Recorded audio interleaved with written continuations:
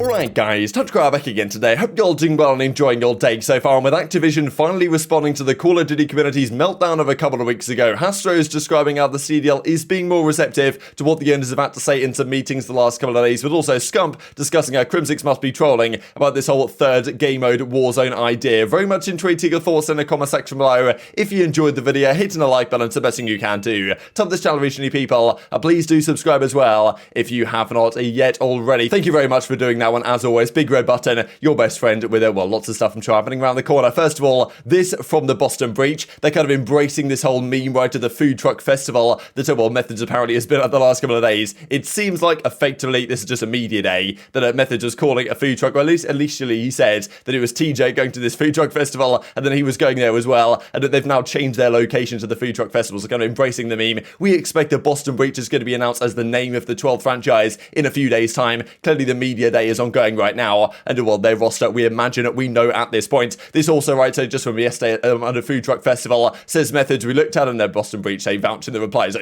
they're not trying to hide anything that's going on right now, to be honest. And this also for Methods, food truck festival was fun. Of course, a pretty standard food truck type meals going on right here, so clearly something else may well have been going on. Makes you pretty hungry, honestly, looking at this. Wow, absolutely phenomenal stuff. And well, as Temp says in reply, he drops the TJ right, so you'd imagine there's something going on here relatively soon, just around the corner. This also from Harry out of the European Challengers region. There's really been two names in the Challengers region the last couple of years in the European side that have been considered. Okay, let's pick those guys up. Now, Nasty has certainly been one of them. He's already gone. Afro's been another one. He's been picked up by London as well. Gizmo's another name. They've all gone to London. Now, the two that are left really have been Vortex and Harry. Now, Harry has been signed right here. You'd imagine probably, my guess is probably as a London substitute. Vortex is the other interesting one because Steve Vortex, he's been dominating the Challengers region really the last few years. Like, he's, well, won all the prize money in the European side. His stats are insane in terms of average placing and stuff like this, but he's kind of a veteran player. He's been around for many years. Pretty sure he came fourth at the 2016 World Championship on Black Ops 3 on Fabi Esports. It was the team of Dave, Vortex, Huke, and Drazah, I think it was at the time.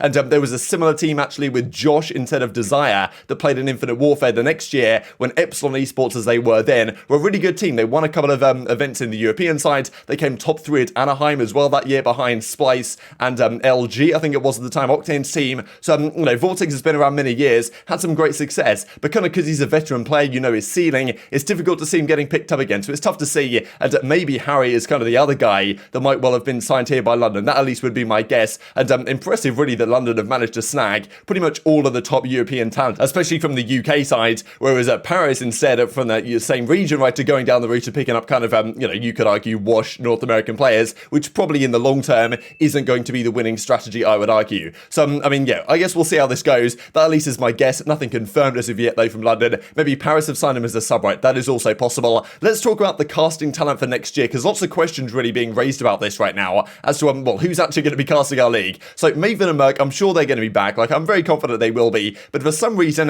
the CDL leaves everything at very last minute with these guys in terms of bringing them on. I don't know why they do that. Like, I mean, yeah, still, Maven right here at the start of December, he's discussing that, like, they haven't even heard anything about their contracts yet. And I think even yesterday, people were discussing that Merc on, well, TP's stream was saying he has another contractor, well, put in front of him yet. I don't know why they leave things so late. I think that Maven and Merc will be brought back. I guess they are kind of like the premier casting duo, so maybe they, you know, they obviously command a higher salary, but it's still one of these things that makes it kind of strange, frankly. But maybe they are doing something about the contract stuff at the present time, because as Miles says yesterday, third game mode, league drama, and game issues change nothing. I'm ready to, you know, cast the hell out of this kickoff classic with Chance. Miles and Chance are back in business. Obviously, that's a no-brainer. Best casting duo, I think, last year, most certainly. These guys are absolutely fantastic. And yeah, good to see them back. Of course, like, it's a no-brainer. They will be returning, but good to see it regardless. Now, the third casting duo is very much up for debate if Maven and Merc do indeed come back. And well, Ali Cat supposedly is going to be part of it, as she describes right here, over the moon to finally announce I'll be casting the Call of Duty League for CDL 2022. So massive congratulations to Ali. Met her, I'm pretty sure, Anaheim 2019. Lovely girl, so I'm really happy for her. Not sure why the video here is sideways, but it is what it is. Now, of course, like, there's been some roasting going on, most certainly on the Reddit and on the timeline. I don't really want to jump on the bandwagon there, but a lot of people would say, and understandably so, if there's some casters from Challengers that you would have thought to pick up, or at least one caster,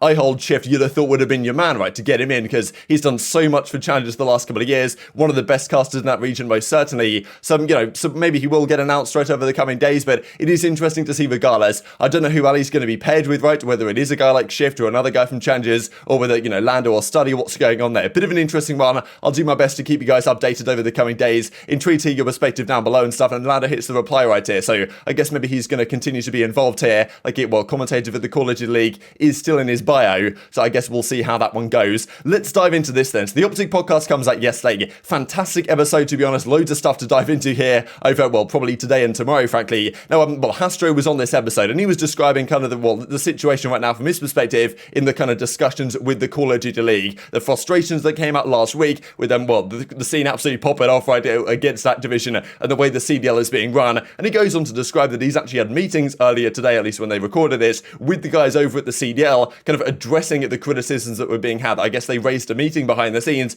gonna say to the owners, okay, look, let's listen to your concerns, let's see what's going on here. And he reckons that they're listening to what he has to say. Scump also had a few words to say on the Crimsix side though, because there was some talk about, okay, the third game mode, what's it gonna be? Apparently the third game mode was also discussed to some degree in this meeting that Astro was having with the CDL, and the whole Warzone angle that Crimsix brought up the other day apparently was never mentioned by anyone. And Scump reckons, okay, Crim must have just been trolling then, because he's been going rogue the last few days. This year, Call of Duty is not in the best state. I'll agree with everybody on that.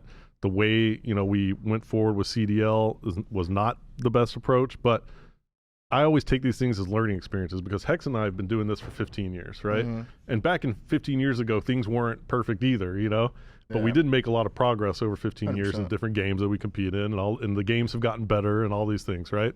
Sure. So I feel good knowing that the community had a little uproar, everybody got a little angry. We made that public, most people, and so look, next year hopefully we get a better game. We get league play launched with the game. We get next year. We're talking about in the game. We're already talking about next year. Yeah, what? Dude, we still haven't even started the season. I know. It's so true. It's like, what? It's so true. But look, I know those people they got the message. I promise you, they got the message, because I was on a call this morning, an owner's call with the CDL, and it was scheduled specifically to address last week and what happened, right? So I was not there. Look, man, we'll get better. No Let's fines not being dealt? Crimsix says that Vanguard may not have a third competitive mode. What if Warzone was a third? How do you feel about that? What if? That's what I'm saying. How would you drop 4v4? How do you even do that? No, but you guys all have to drop fields. Good luck. No. You all have to drop in the same air. It's 4v4. What do you, Resurgence? Kill races? Resurgence would be let me say this though. I've never, from when we've talked in let's say ownership meetings and calls and stuff like that, we've never mentioned that. I've never heard Warzone might be a third Crim game was mode. trolling. I don't know. Because he has been going rogue lately. He joined our Discord yesterday, and he was just roasting Rated.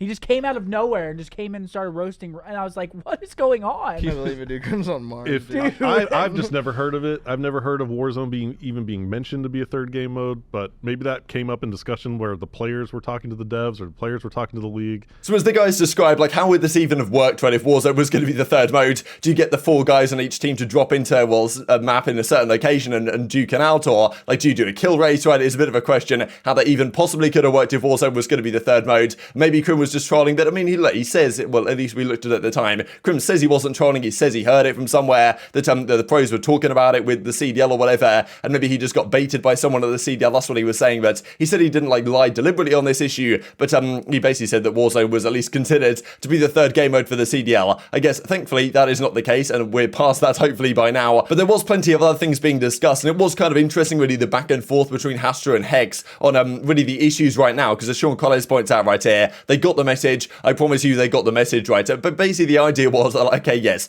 they got the message about the fact that, okay, yeah, the game's not in the greatest state, we need X, we need Y. Castro was discussing how back in the day to Black Ops 2, he was pretty instrumental actually. They brought him on actually to work on the game behind the scenes, worked on league play, worked on the spectator mode, this type of stuff, and made that really successful, or at least helped to make it really successful. And obviously nowadays we're kind of saying to the league, and Castro's okay, yeah, we got the message, hopefully they heard what we were talking about, and it seems like the owners are generally pretty aligned on what they want, right, and their kind of thoughts on, okay, yeah, the game needs X, Y, Z, the game needs to have this at launch, these are the things we want to have, and I guess the CDL are probably going to listen to it, and there's going to be a guy on the call saying, okay, yeah, we hear you, all this type of stuff, and doing all the good lawyer speak, but whether any of that actually gets actions, that of course is another question. But the kind of frustrations really came through the fact that, okay, yeah, Hastro is talking and trying to be as positive as he can be, which of course makes sense, right? You are an owner of a team in this league, but Hector's kind of look, how many many years of Call of Duty have we said, like, okay, next year it's going to be better? And that's basically what Hastro has to do again here. We're on year 3 of the CDL, and already the discussion is, okay, yeah, we can make this year pretty good. We'll do our best to keep this year as good as it can be. But at the end of the day, we're still just trying to be hopeful for next year that we get some of the things we've been asking for. So, look, if they've been receptive, great, right? If these guys are actually listening and trying to do their best they can, fantastic stuff. I think, Hastro kind of says that we needed kind of a meltdown and outrage situation like we had just at the end of 2021 to get some of this stuff across. And if it has been, then fantastic stuff. But, and also, Hastro was talking about this, right? The possibility of going back to a CWL style format where amateur teams actually play up against the professional teams. Apparently, this has been communicated. He says that's much how he would prefer to do it, try to actually get that next up talent. Hex was kind of saying, look, OpTic Nation is ready to go if we need it, like if we need to bring in a Challenges team and do that, but really the support for the system right now isn't quite there to actually make that worthwhile. But apparently this as an idea, allowing Challenger teams into major events, has also been communicated, and there's no doubt he reckons that we need to go back to that style of a format. Whether the CDL do that, of course, that's another question. They've kind of done the Pro-Am event this season, but even a step to some degree towards what we had back in the CWL days would probably be a step in the right direction in terms of the format question that keeps being raised up again and again. Some more to discuss on this, I am sure, in the coming days. Wanted to discuss this as well real quick from X. He says, Chapter 2 soon. Now, who knows what he's talking about here? Whether this GIF is actually like more literal than we might imagine, because he's kind of saying, okay, we go into the next chapter in the book, but, is he going to write a book, right? Is this guy actually going to put pen to paper and, write a book on his career in esports? That could be kind of incredible, like the stories of that, I'm sure would be fantastic. I'd be buying a copy, Paddy P, if you're listening. But it could be something else, right? Given we've discussed right here that, we've got, casting, hosting responsibilities up in the air. Is Lottie going to be in the CDL? Is she going to the HCS? Seems like she's going to Halo. So do they need a host, right? Is Paddy P going to be the host for the league? Like, that could be pretty exciting. Is there something else on the horizon, right? Where he could be working with the league in some capacity or with an organization? That might be what he's hinting at right here. So I guess, we'll stay tuned on this one in the coming days. And just to finish off with this, right? Because every day the CDL's been doing some highlights from last season, and there's been some kind of good ones, to be honest. Just to some degree makes me wish watching this game from a competitive level, Black Ops Cold War, just the colors, just the colors, right, are better than what we have in Vanguard, without even considering the other facets of the game. But very much intrigued to your thoughts on all this stuff in the comment section below. Hope you guys enjoyed the video. If you did enjoy it, hit in a like button. Told the YouTube gods, this is a good video. Others like you should see it as well, and help grow the competitive Call of Duty community. Thank you for watching as always. Take care, and I will see you next time.